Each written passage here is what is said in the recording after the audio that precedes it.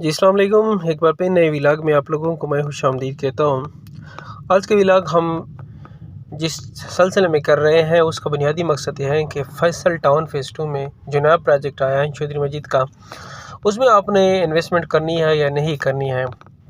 अगर आपने करनी है तो आपने कौन से स्टेटस देखने हैं इस प्रोजेक्ट के, जिसमें आगे चलकर आपका जो अमाउंट हो, जो पैसे हो, वो सेफ़ हो। ऐसा ना हो कि कल आपको अपने पैसों पे दिक्कत हो, क्योंकि फैसल टाउन के जो रेट्स हैं आजकल जो चल रहे हैं वो मामूली रेट्स नहीं है। वो आपको एक प्लाट 2.5 से लेकर 35 लाख तक एक प्लाट आपको मिलने वाला है।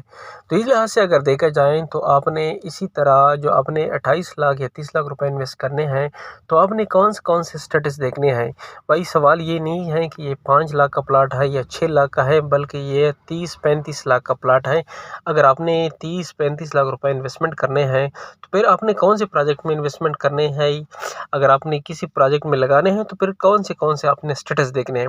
देखिए, फैसल टाउन फ़ेज़ 2 के लिहाज से आरडीए ने भी आर्टिफिशियली जो लिंक जारी कर दिया है, वो ऑफिशियली उन्होंने जो लिंक जारी कर दिया है वो बिल्कुल आरडीए की वेबसाइट पर मौजूद है, जिसमें उन्होंने मना किया है कि 29 अक्टूबर को जो उनकी फ़ंक्शन थी उनसे उन्होंने बिल्कुल मना किया था कि चौधरी मजीद ये फ़ंक्शन नहीं कर सकती, क्योंकि अभी तक आरडीए की लिस्ट में फैसल टाउन फ़ेज़ 2 जो है वो इल्लीगल शो होता है। ये इल्लीगल सोसाइटीज़ है और इसमें अभी तक उसमें लीगलिटी नहीं आए हैं।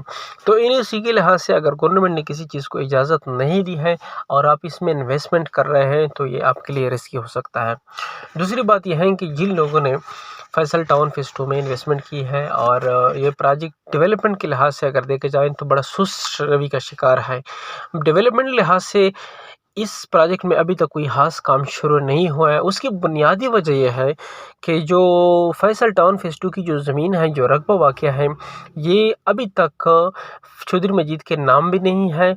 और दूसरी बात यह है कि दूसरी सोसाइटीज़ की ज़मीन है जिसमें लोगों ने बहुत सारे प्लाट्स और फाइल्स ली हैं। तो ये उन लोगों की ज़मीन है जिन्होंने दूसरी सोसाइटी में लोगों ने यहाँ पे इन्वेस्टमेंट की है, तो ये फैसल टाउन की ज़मीन नहीं है। तो फैसल टाउन फ़ेज़ 2 के लिए ज़मीन और रकबे के लिहाज से भी बड़ी प्रॉब्लम है, क्योंकि कोई भी अपने जो प्लाट्स ऑलरेडी बिक चुके हैं, दूसरी सोसाइटी के हैं, तो उसके मेंबर जो है वो कभी भी अपने प्लाटों पे दूसरी सोसाइटी को आबाद नहीं करने देंगे।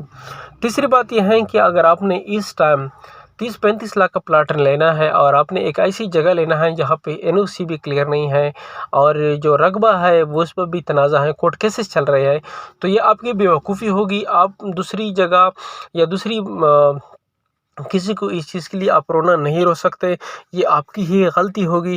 तो लिहाजा फैसल टाउन फ़ेज़ 2 से अभी गुरेज करे, इसमें इन्वेस्टमेंट ना करे, क्योंकि उनके जो ऑफिशियली जो अनाउंसमेंट था 29 अक्टूबर को एक प्रोग्राम का, उन्होंने भी आरडीए ने उन्होंने मनसूख कर दिया था।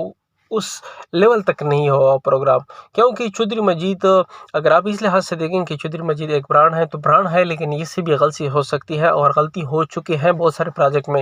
ये माफियाज़ का ग्रुप है।